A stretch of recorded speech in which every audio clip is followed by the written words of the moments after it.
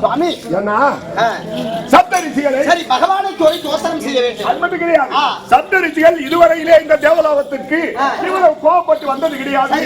8 நாள் ஒரு வாரத்திற்குள்ளாக அந்த அக்னி தேவனை கொண்டு வரவில்லை என்றால் இந்த புண்ணுலோகம் மண்ணுலோகமாக ஆக வேண்டும் அப்படி என்று சபித்து விடுவோம் என்று சொல்கிறார்கள். அந்த சப்தரிஷிகள் நினைத்தால் இந்த 14 உலகத்தையும் ஒரு பிடி சாம்பலாக்கக்கூடிய வல்லமை நினைத்தால் பொண்ணுலோகம் மண்ணுலோகம் ஆகிவிடும். வேற வழி கிடையாது. பகவானை கோரி ஒரு தோத்திரம் செய்தால் கண்டிப்பாக இதற்கெல்லாம் விடுவு காலம் அவர் மண்ணுலகம் ஆகும் என்று ரிஷிகள் சொல்லிவிட்டார். ஐயோ சாபத்தை வாங்க வேண்டும். தேவர்களுக்கு இடுக்கத்தது பகவான் தான். ஆமா, ஏன்னா தேவர்களுக்கு இடுக்கத்தை தீர்க்கக்கூடியவர் அவர் ஒன்றுதான். அந்த ஆபத் பாண்டவனை நினைத்து சுவாமி ஐயா திருவேங்கட மாமலை வந்தே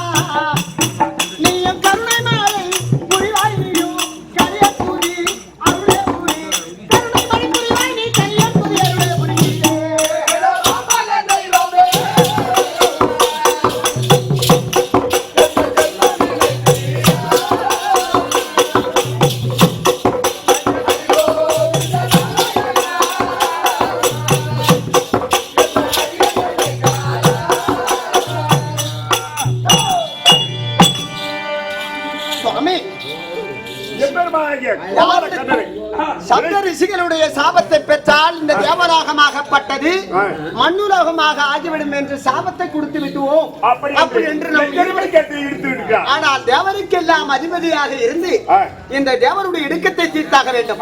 நாமல் காமதேனுள்ள பசுவினால் சாப்பிட்டுக் கொண்டிருக்கின்றோம்.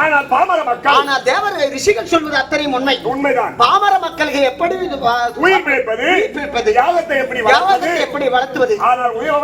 உயிர் வாழ முடியாது. நெருப்பு இல்லைன்னா ஒரு நாள் பழக்க முடியும்.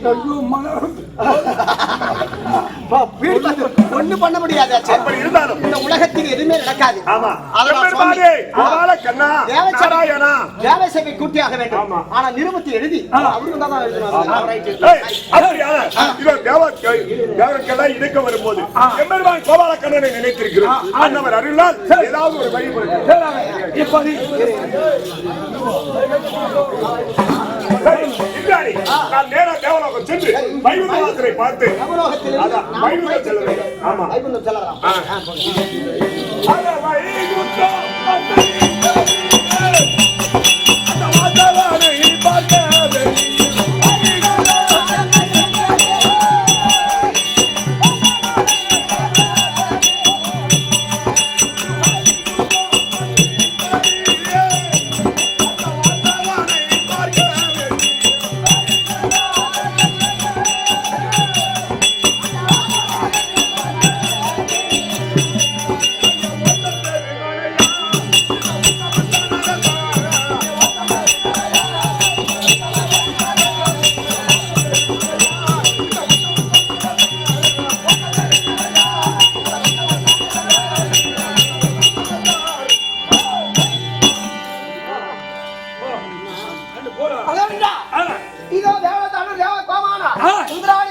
இது பகவானை தேடி வர இது பகவான்